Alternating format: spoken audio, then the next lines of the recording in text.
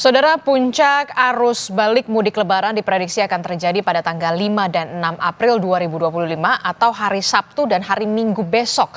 Di sejumlah ruas tol, polisi bahkan sudah menyiapkan skema kontraflow hingga one way untuk memecah kepadatan arus. Sementara para pemudik yang menggunakan kapal di Pelabuhan Bakahuni menyiapkan 75 kapal dan 9 dermaga untuk arus balik lebaran. Lalu pertanyaannya, apa saja sebenarnya yang perlu diwaspadai saat arus balik lebaran? Benarkah jumlah pemudik tahun ini menurun dibandingkan dengan tahun sebelumnya? Dan skema apa yang kemudian disiapkan agar pemudik yang kembali ke Jakarta ini tetap aman dan juga nyaman?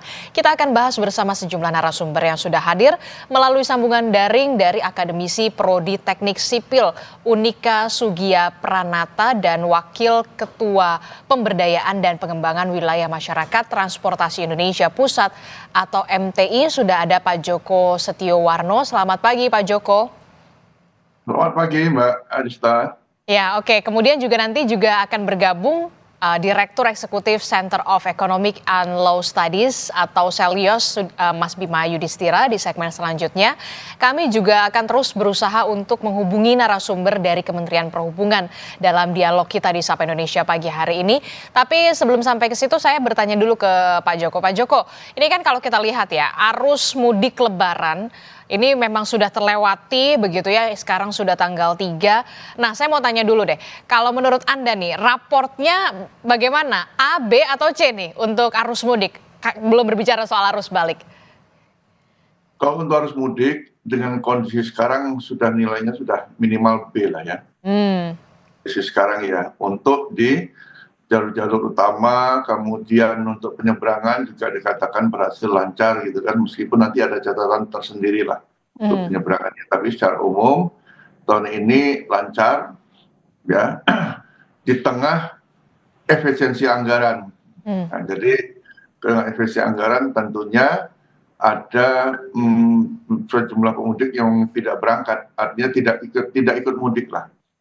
Dan itu juga kami keliling tanggal 27 ke beberapa terminal di Jakarta, melihat kondisinya bandingin dengan tahun lalu dan mencari informasi dengan beberapa kepala terminal, memang tahun ini mengalami penurunan. Dan saya kira wajar ya, dengan efisiensi anggaran, kemudian adanya PHK dan sebagainya, ya perputaran ekonomi juga keuangan di daerah juga makin jadi berkurang. Meskipun mudik, ya mereka lebih banyak.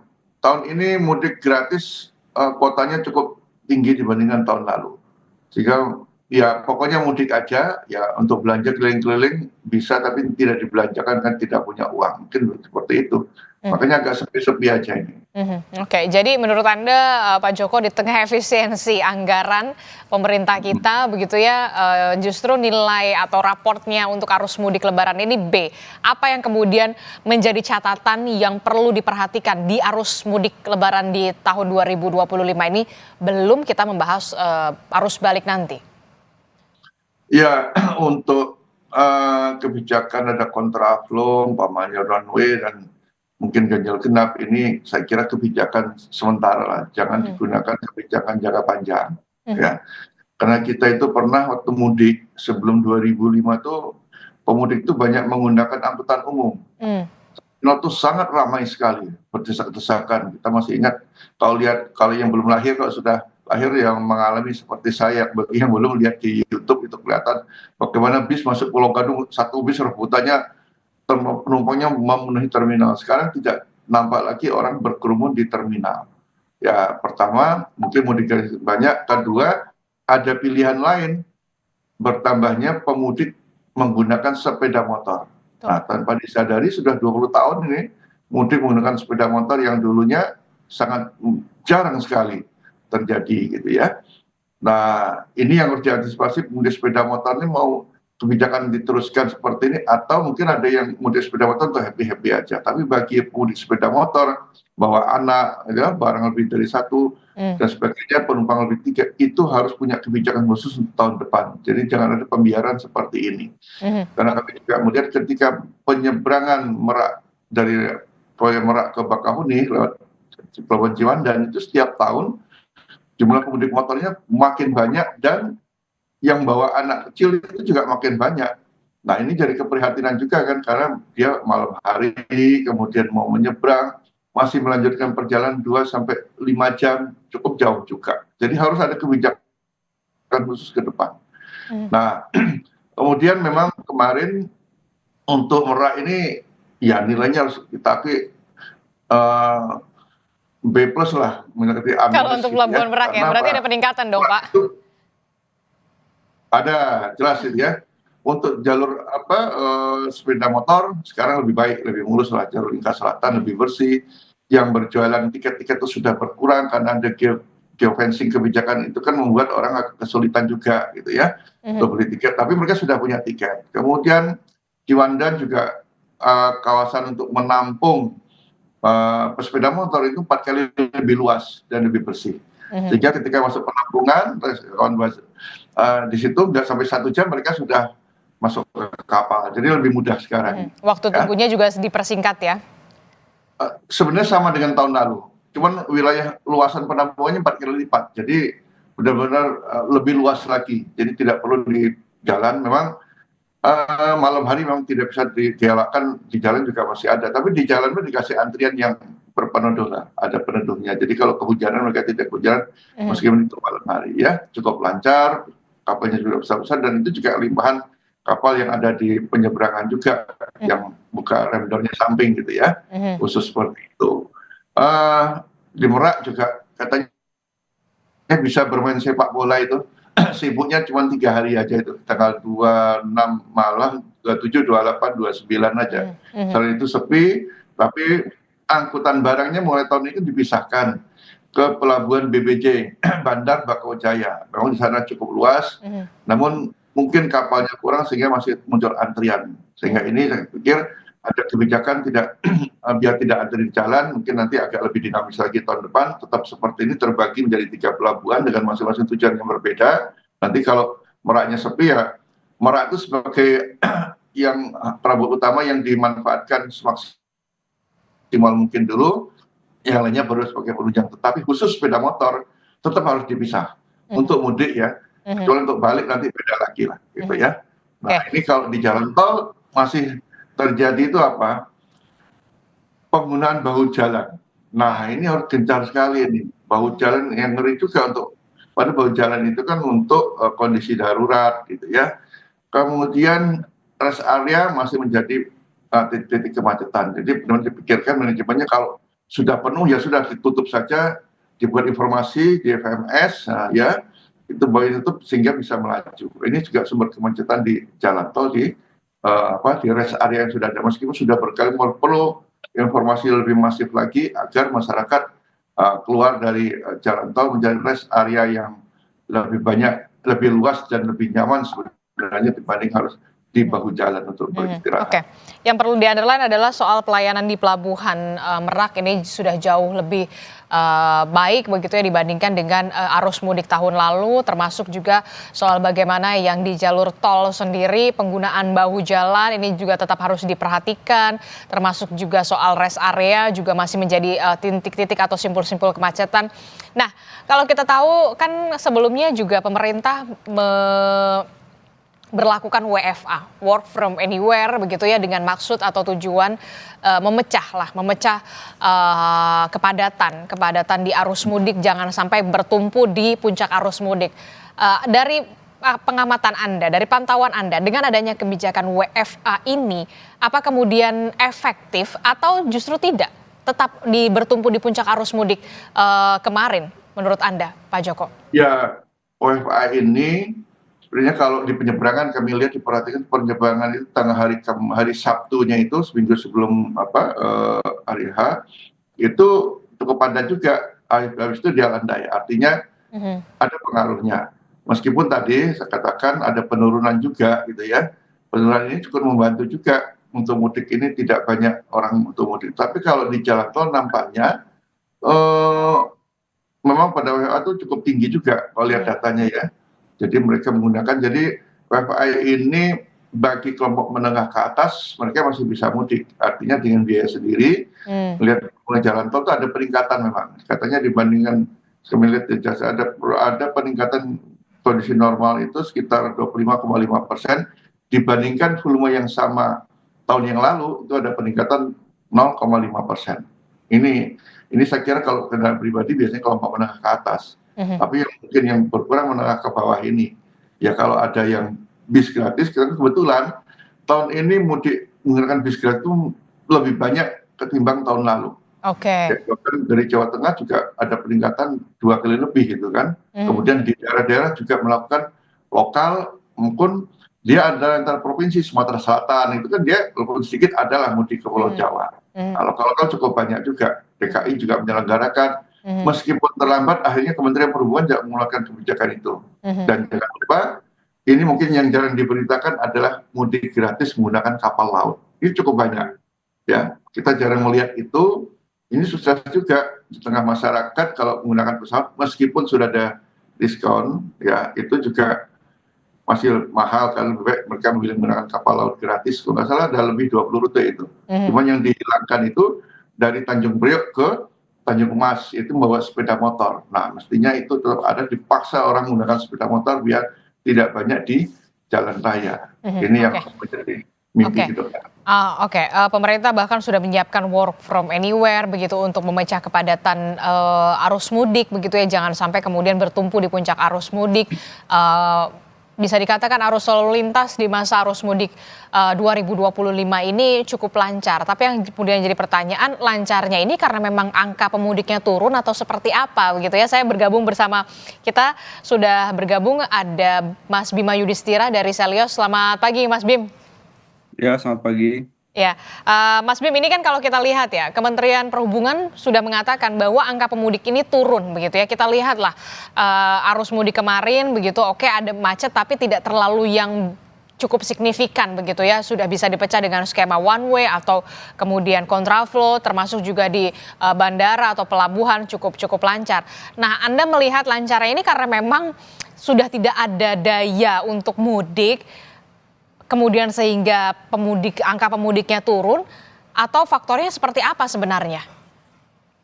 Ya, memang salah satu faktor utamanya soal daya beli masyarakat.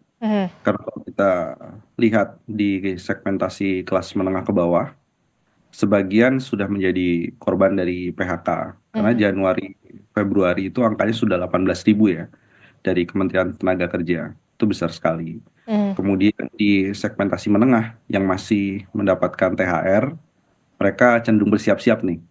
Jadi pasca Lebaran, rupiahnya melemah, kemudian banyak pengeluaran pasca Lebaran, mereka akan berpikir apakah harus mudik Lebaran atau cukup mentransfer uang ke sanak keluarga atau bahkan tidak mudik Lebaran dan tidak mentransfer uang tahun ini untuk bersiap simpanan yang lebih banyak pasca Lebaran. Tanda-tanda indikatornya sebelumnya sudah terlihat. Salah satunya adalah deflasi sebelum adanya Ramadan. Jadi ada anomali. Padahal momentum Ramadan Lebaran ini kan momentum terjadinya kenaikan konsumsi rumah tangga sepanjang tahun. Tapi sebelumnya ada deflasi. Kemudian impor barang konsumsi itu anjlok 21% dibandingkan tahun lalu. Terus penjualan kendaraan bermotor itu juga kelihatannya kurang begitu bagus. Penjualan perumahan juga kurang begitu bagus. Jadi memang dari sisi permintaan pada Ramadan Lebaran kali ini agak melambat. Jadi memang memang tidak bisa dipungkiri daya beli ini kita lagi lesu-lesunya yang menyebabkan kemudian banyak orang yang memilih untuk ya sudahlah tidak mudik begitu. Bahkan saya sempat melihat begitu ya, salah satu pengendara motor begitu ada tempel stiker, maafkan Bapak, nak Bapak habis kontrak begitu ya, untuk kemudian dia kembali ke kampung halaman dengan kenyataan ternyata tidak diperpanjang kontrak, belum lagi marak PHK di mana-mana, efisiensi anggaran dari pemerintah. Nah, menurut Anda maraknya PHK ini memang di berbagai sektor, semua umum, dan yang kemudian jadi pertanyaan lah solusinya seperti apa ini, Mas Bim? Iya, sekarang kalau dilihat memang sektor yang paling kena PHK adalah sektor padat karya. Salah satunya di pakaian jadi, alas kaki. Apalagi nih kita mendengar berita kurang begitu bagus juga ya dari Amerika Serikat bahwa Indonesia akan kena tarif yang cukup tinggi, 32%. Hmm. Jadi artinya banyak ekspor yang ke Amerika atau ke negara-negara lain ini akan lesu sehingga berpengaruh pada efisiensi dari tenaga kerjanya ini pasca Lebaran. Jadi salah satu yang dihadapi. Kalau solusinya bagaimana? Memang kita berharap pemerintah mengeluarkan paket stimulus, stimulus yang lebih besar lagi untuk mendorong penciptaan lapangan kerja. Hmm. Lapangan kerja ini adalah lapangan kerja yang bisa menjawab mereka yang di PHK. Hmm. Jadi lapangan kerja bukan lapangan kerja dari industri yang berbeda, tapi tetap bertahan di industri yang sama. Yang kedua adalah kalau memang susah melakukan ekspor, terutama di sektor padat karya, maka diharapkan ada pasar domestik, pasar dalam negeri yang bisa dijaga dari barang-barang impor yang berlebihan. Hmm. Nah, ini perlu revisi Permendak 8 2024 itu sumber masalah utamanya. Nah, berikutnya lagi adalah saya melihat begini, ini ada kaitan ya. Pemudik oke, pemudiknya melambat. Tapi dengan efisiensi anggaran di banyak daerah, sekarang ini yang harus diantisipasi adalah arus urbanisasi. Oke. Arus dari masyarakat daerah yang mencari kerja di kota-kota besar. Ini kemungkinan akan ada ledakan.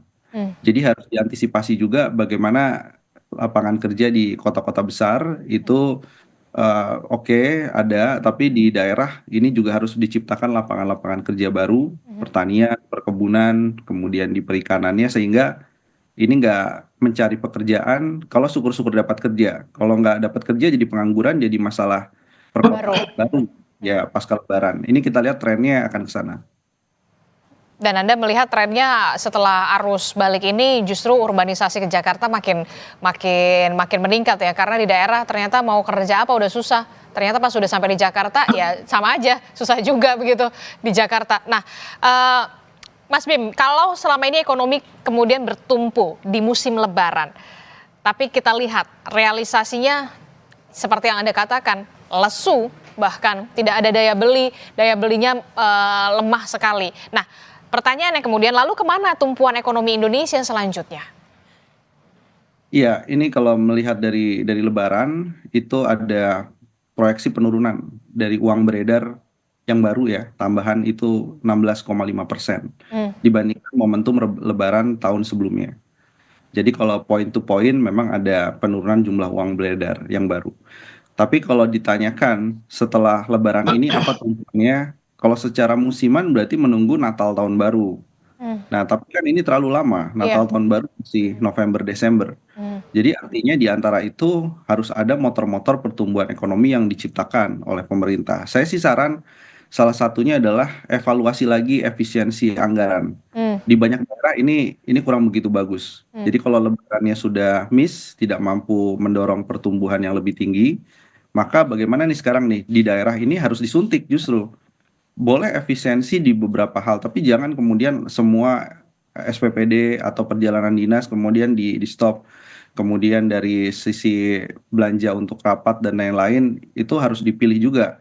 Karena banyak daerah yang bertumpu pada pariwisata, terlalu lama dia berharap pada November Desember, pada peak season berikutnya. Jadi daerah-daerah ini yang basisnya pariwisata rekreasi, penghidupannya setelah Lebaran adalah dari belanja pemerintah daerah, pemerintah pusat. Nah ini yang harus diwanti-wanti ke pemerintah, dievaluasi dulu lah. Oke, jadi harus ada evaluasi soal bagaimana sektor-sektor apa saja yang memang harus diefisiensi, pos-pos mana saja yang harus diefisiensi, mana yang tidak perlu kemudian diefisiensi. Itulah kemudian menjadi PR dan ini menjadi gambaran arus mudik di 2025 ini menjadi gambaran bagaimana perekonomian kita saat ini. Menurut Anda seperti itu, Mas Bim? Ya, kita konklusif bahwa apa yang terjadi pada saat Ramadan dan Lebaran ya, termasuk nanti puncak arus balik, ini akan menjadi potret selama tahun 2025. Karena situasi eksternal, situasi domestik ya memang harus diakui, ya nggak perlu denial, nggak perlu membantah, memang dari berbagai data ini menunjukkan adanya pelemahan daya beli masyarakat, tekanan pendapatan dari sektor komoditas, dan juga mobilitas masyarakat yang relatif lebih rendah dibandingkan tahun sebelumnya. Jadi ini sebagai early warning, sebagai peringatan dini bahwa harus cepat berbenah karena situasinya memang harus dimitigasi. Oke, penurunan angka pemudik di tahun 2025 ini di arus mudik lebaran ini tentu saja menjadi early warning untuk pemerintah untuk bisa mencari solusinya jangan sampai kemudian terpuruk terlalu dalam termasuk juga bagaimana persiapan dari pemerintah untuk menghadapi arus balik yang memang nanti akan segera terjadi di hari Sabtu dan juga hari Minggu prediksinya. Tapi nanti kita akan ulas usai jeda, kita akan jeda dulu sejenak, tetaplah bersama kami di Sapa Indonesia Pagi, kami akan segera kembali. Terima kasih Anda masih bersama kami dalam Sapa Indonesia Pagi. Saudara, kita masih membahas soal bagaimana arus mudik dan juga arus balik 2025 Lebaran yang mengalami penurunan dari yang angkanya sebelumnya di tahun lalu hampir menyentuh 200 juta orang yang melakukan perjalanan mudik. Kemudian di tahun ini menurun begitu ya, hanya 149,6 juta orang yang melakukan perjalanan mudik. Dan bagaimana pula yang harus diperhatikan oleh pemerintah termasuk persiapan untuk menghadapi arus balik yang diprediksi puncak arus baliknya ini akan terjadi pada hari Sabtu dan juga hari Minggu besok, saudara.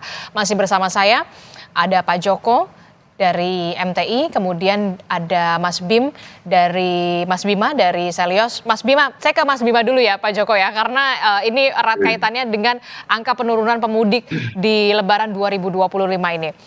Mas Bima, kalau tadi kita lihat daya beli lesu, perputaran uang dari Ramadan sampai arus mudik ini juga menurun, belum lagi rupiah yang sudah makin tertekan di angka 16.000 begitu ya, lebih angka PHK yang turut menyumbang mengapa penurunan arus mudik 2025 ini turun merosot. Menurut Anda seperti itu? Iya, jadi ada erat kaitannya antara arus mudik yang cenderung lebih rendah dengan angka PHK. Karena kita bayangkan tahun 2024 lebih dari 70.000 orang yang di PHK. Itu data yang resmi. Saya kira banyak yang tidak terlapor juga angka PHK-nya. Artinya lebih dari 70.000 orang. Sementara dari angka yang resmi sampai bulan Februari itu sudah hampir 20.000. Jadi hanya 2 bulan di awal 2025 itu angkanya itu sudah lebih dari 20% dibandingkan total di 2024. Jadi ini mengindikasikan apa? Mengindikasikan memang industri kita terus konsisten ya mengalami pelemahan khususnya di banyak sektor, terutama di sektor-sektor yang berkaitan dengan perlengkapan rumah tangga, sektor yang berkaitan dengan suku cadang kendaraan bermotor, dan juga sektor-sektor yang terkait dengan pakaian jadi kemudian tekstil yang berorientasi pada ekspor. Nah, di saat yang bersamaan, ini yang belum masuk adalah data dari sektor perkebunan dan pertambangan. Ini adalah sektor-sektor yang berpengaruh terhadap mobilitas dan juga minat melakukan mudik di Sumatera, Kalimantan, Sulawesi. Karena ini adalah di luar Jawa, basis sektornya adalah komoditas.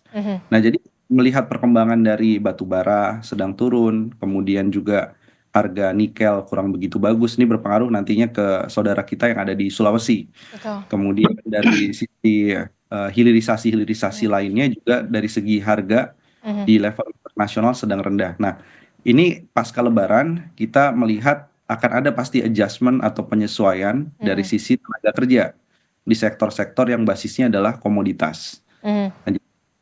Ini yang membuat mereka sudah bersiap-siap sebelumnya pada waktu Ramadan mulai mengurangi konsumsi, simpanan lebih banyak lagi. Itu yang masih punya simpanan, yang masih mendapatkan THR. Selain itu yang lainnya ya cenderung untuk makan tabungan gitu ya untuk tahan. Makanya nggak mudik.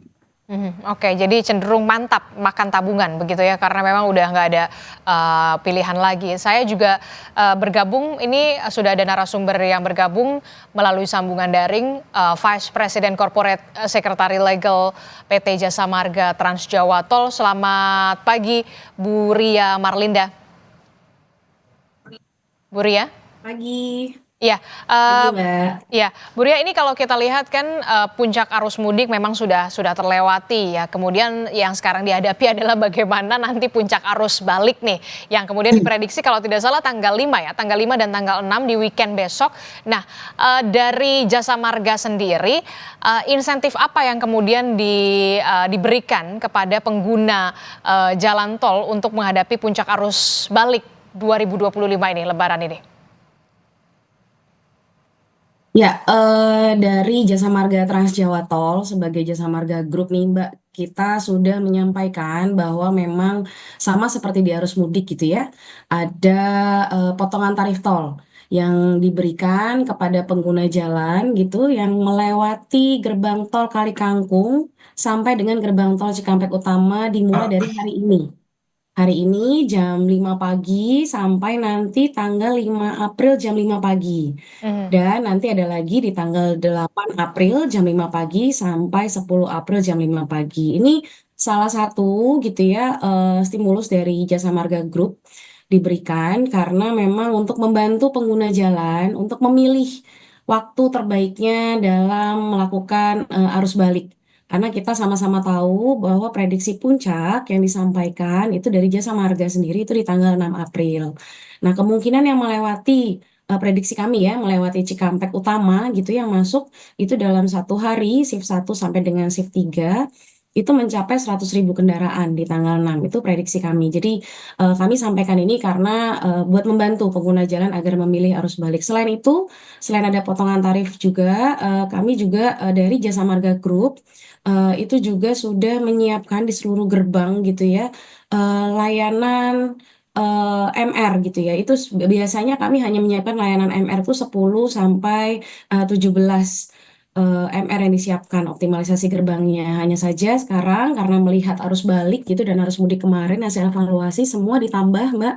Jadi di gerbang tol Kali Kangkung saja itu udah menyiapkan sampai dengan 20 yang disiagakan. Mhm. Di gerbang tol Cikampek Utama itu sampai dengan 26 yang disiagakan dan di Cikampek Utama juga kami sudah menambah Cikatama 8. Jadi kami punya gerbang baru gitu yang menyambut pengguna jalan di arus balik nantinya itu ada Cikatama 8 dengan 5 gardu yang udah bisa dioptimalisasi pada saat arus balik. Oke, jadi bagi para pemudik yang ingin kembali ke Jakarta begitu ya setelah melakukan perjalanan mudik, untuk tol ini ada potongan tarif tol ya dari tanggal 3 sampai tanggal 5, kemudian di 8 sampai tanggal 10 begitu ya. Ya. Benar yang biasanya dari GT Kali Kangkung ke GT Cikampek Utama itu kan normalnya 440, ini jadi 352.000, benar demikian? Betul. Ya, betul, 352.000. Oke. Nah, kalau dari segi angka, dari data sendiri, Bu Ria, di masa puncak arus mudik Lebaran kemarin dibandingkan dengan tahun lalu, apakah datanya ada penurunan atau seperti apa? Kalau dari data Jasa Marga sendiri? Kalau di Jasa Marga Trans Jawa Tol itu memang melihat dari puncak tahun lalu dibandingkan dengan puncak tahun ini ada peningkatan, Mbak. Jadi sebelumnya di tahun lalu itu kami mencatat gerbang tol Cikampek Utama untuk kendaraan yang dari arah barat menuju timur Trans Jawa itu 122.000 gitu ya. Di tahun ini kita mencatat sampai dengan 126.000. Jadi memang ada kenaikan 3,4% gitu untuk pemudik kemarin yang melewati pada saat masa puncak. Oke, ada peningkatan 3,4% ya. Nah, untuk Ya. prediksinya di arus balik ini akan ada berapa ribu kendaraan yang kemudian akan melintasi Trans Jawa Tol begitu ya. Untuk di puncak arus balik ini diprediksinya akan berapa ribu kendaraan, Mbak Ria? Kalau di kami prediksinya dari gerbang tol Cikampek Utama sebagai barier terakhir nantinya kan ya untuk menerima seluruh pengguna jalan itu sekitar 100.330 yang melewati pada saat arus balik di saat puncak. Nah, puncaknya itu kami prediksikan di tanggal 6 April. Di shift 1 sampai dengan shift 3 berjumlah 100.330 kendaraan. Untuk puncak arus balik sendiri trennya apakah nanti dari siang sore ke malam atau justru dari pagi ke siang nih? Kalau kemarin kan di arus balik ini trennya masih dari sore ke dini hari ya Iya, iya. padatnya. Kalau untuk arus balik sendiri seperti apa, Mbak Ria?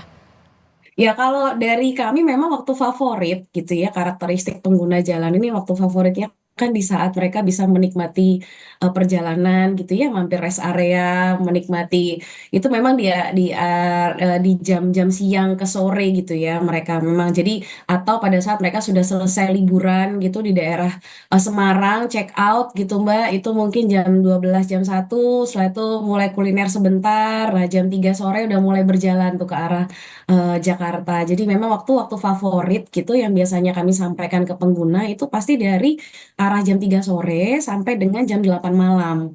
Jadi kami selalu melakukan himbauan ya, jadi untuk memilih waktu mungkin tidak bersamaan di Mhm. waktu favorit.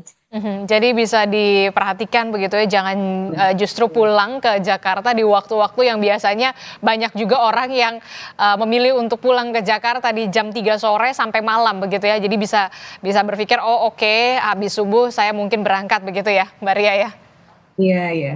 Oke, saya ke Pak Joko. Pak Joko, apa yang harus diantisipasi yang juga perlu diperhatikan baik untuk jasa marga dan juga pemerintah dalam hal ini untuk arus balik Lebaran 2025 yang diprediksi ini akan puncaknya di tanggal 5 dan tanggal 6. Kalau dari Trans Jawa Tol sendiri memprediksi di tanggal 6 nih, Pak Joko. Ya, begini, jadi yang Bu Ria tadi katakan adanya potongan tarif tol ini menarik.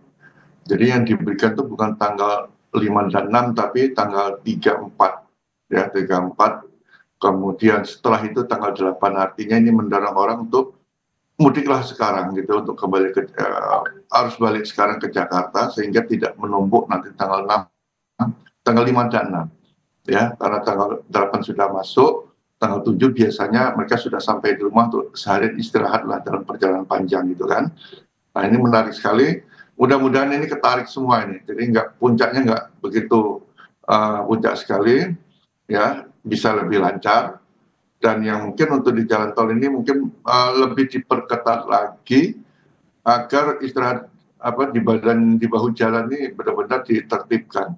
Ya, kita tahu kemarin masih ada juga sampai dia lelah bukannya keluar di gerbang tol, tapi masih di bahu jalan. Ini perlu ditertibkan kembali. Biasanya tuh nanti dia mendekati kota Jakarta, udah kecapean, dia mau keluarnya udah bingung, udah itu seperti itu ya. Dan manajemen untuk rest area. Jadi kalau memang itu sudah penuh ya sudah tutup aja, beri lewat PMS ya di rel-rel ada di jalan tol itu sehingga mereka bisa melaju terus, tidak perlu untuk pelan-pelan. Oh ini mau keluar jalan saya pelan-pelan, itu sangat mengganggu lagi untuk kendaraan berikutnya. Terjadi pelambatannya mesti yang selalu terjadi di rest area. Itu yang perlu dicermati untuk di jalan tol gitu. Kalau di penyeberangan saya kira masih menggunakan skemanya, kemarin tidak melewati kembali ke Ciwandan, karena jalur Ciwandan ini jalurnya untuk wisata, jadi tidak mungkin digunakan kecuali malam hari. Ya, tapi itu sedikit sekali. Cuman nanti cadangannya kalau di sana adalah ada pelabuhan Wika Beton untuk kalau tandanya ada penyumbatan di pelabuhan Bakahuni. Tapi selama ini masih bisa digunakan. Tapi barang tetap harus terpisah lah, ya. Itu salah satu yang menjadi kendala penyumbatan kalau ada di penyeberangan, sehingga nanti tetap menggunakan pelabuhan Bandar Bakauheni, baik itu dari kawasan Bakauheni maupun ke arah Merak di Bojanegara, sehingga itu nanti bisa melancarkan. Oke, termasuk juga sistem one way kontraflow di ruas tol ini masih sangat efektif menurut Anda ya untuk kemudian bisa mengurai kepadatan arus lalu lintas khususnya di arus balik Lebaran ini, Pak Joko. Sikat saja. Ya, ini kebijakan, tapi jangan lama-lama, artinya bukan jangka panjang dengan one way terus-menerus, kan kita harus punya kebijakan baru lagi, ya. Bagaimana pemudik itu dipaksa menggunakan angkutan umum. Ya tentunya kebijakan penggunaan angkutan umum itu dari hulu sampai dengan hilir. Artinya sekarang kalau Jakarta kan sudah cukup bagus. Bagaimana di hilir ini? Jadi hilirisasi industri angkutan umum yang diperlukan sehingga nanti 5 tahun ke depan sudah mulai ada perubahan. Perubahan bagaimana orang banyak menggunakan angkutan umum. Sebenarnya kalau bisnya sekarang justru lebih bagus ketimbang 20 tahun yang lalu. Kita jarang menemukan bis-bis antar kota yang tidak pakai AC, semuanya ber-AC. Ya. Nah ini yang kita dorong sehingga lebih efisien lagi, ya. Dan tadi efisiensi anggaran itu boleh, tapi jangan mengabaikan aspek keselamatan. Itu yang efisiensi yang kemarin yang terlambat itu adalah penanganan jalan rusak. Ya anggarannya ada tapi turunnya kan terlambat ya. Kemudian pemeliharaan fasilitas keselamatan jalan, penerangan jalan umum, pemeliharaan rambu, marka ini juga tidak dianggarkan. Jadi jangan heran kalau malam hari lampunya pada mati karena tidak ada pemeliharaan. Pokoknya jangan sampai aspek keselamatan dipotong Abaikan. demi efisiensi anggaran. Sangat Oke, yang perlu di-highlight adalah jangan sampai efisiensi anggaran mengabaikan aspek keselamatan, apalagi di puncak arus balik. Terakhir, saya mau ke Mas Bima. Mas Bima, kalau tadi Anda menyebutkan arus mudik Lebaran 2025 ini tentu saja menjadi gambaran potret perekonomian Indonesia, begitu yang perlu diperhatikan adalah warning untuk pemerintah pusat. Tapi kalau misalkan dikatakan masalahnya nggak ada permintaan karena globalnya juga lesu. Apa yang kemudian bisa diantisipasi atau dilakukan oleh pemerintah pusat? Lalu bagaimana juga soal janji untuk menciptakan 19 juta lapangan pekerjaan, 5 juta diantaranya merupakan pekerjaan ramah lingkungan atau green jobs yang pernah dipaparkan dalam visi dan juga misi pada saat debat Presiden dan Wakil Presiden beberapa waktu yang lalu. Kita lihat apakah ini bisa terrealisasi dengan kenyataannya saat ini. Iya, saya mau mengambil contoh ini karena masalah transportasi ya. Contohnya tadi transportasi umum yang berkualitas. Mau dia intrakota, antar kota.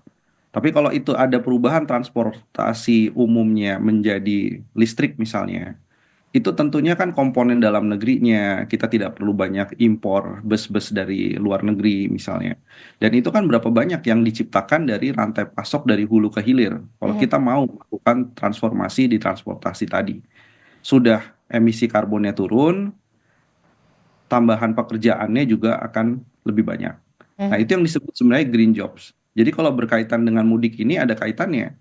Semakin banyak penggunaan transportasi umum yang ramah lingkungan, penciptaan lapangan kerja semakin banyak, ekonomi semakin berputar. Kalau pabriknya apalagi ada di daerah-daerah di luar di Jabodetabek tuh untuk pembuatan bus, itu baru kita bicara transportasi moda bus misalnya, belum moda yang lainnya. Artinya ini yang harusnya dilakukan. Jadi ada nyambungnya gitu antara transportasi yang lebih ramah lingkungan dengan arus mudik yang lebih lancar, harga tiket yang lebih murah, jadi nggak pakai kendaraan pribadi. Nah, jadi pemerintah perlu mengintegrasikan. Jadi jangan kemudian loncat ya, ini saya agak kritik meloncat misalnya ke makan bergizi gratis. Apa kaitannya itu dengan job creation itu? Itu justru mengurangi job creation di kantin, di UMKM sekitar sekolah misalnya begitu. Terus kemudian hilirisasi.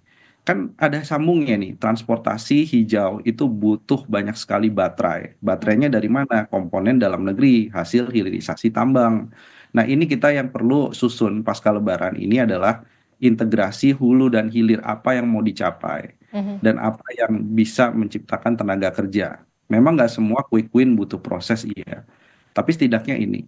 Kemudian yang berikutnya lagi tadi, menyelamatkan industri existing. Jangan keburu buka yang baru, menarik investasi butuh waktu, bangun pabriknya 3-5 tahun, tapi yang existing ini yang sekarang butuh bantuan, UMKM kita. Ini yang harus jor-joran pemerintah memberikan stimulus. Karena apa? Karena UMKM-nya maju, orang betah tinggal di desa. Orang betah tinggal di desa nggak kepikiran untuk nyari kerja di Jakarta, ngapain? Biaya hidupnya tinggi gitu kan. Belum tentu juga kepastian kerjanya ada, lebih baik dia menyuburkan ekonomi yang ada di desa dengan UMKM. Nah ini harapannya memang menjadi fokus dari pemerintah kalau memang ingin mencari solusi. Oke, kita akan lihat bagaimana nanti setelah Lebaran begitu ya, apakah benar nanti akan ada lonjakan urbanisasi dari daerah-daerah ke Jakarta. Walaupun kita lihat juga di Jakarta juga lagi lesu-lesunya begitu ya perekonomiannya. Terima kasih Mas Bima dari Selios, kemudian ada Mbak Ria juga dari Jasa Marga dan juga Pak Joko dari MTI. Terima kasih Bapak-bapak dan juga Ibu-ibu sudah bergabung bersama kami dalam Sapa Indonesia pagi hari ini. Selamat pagi, sehat selalu.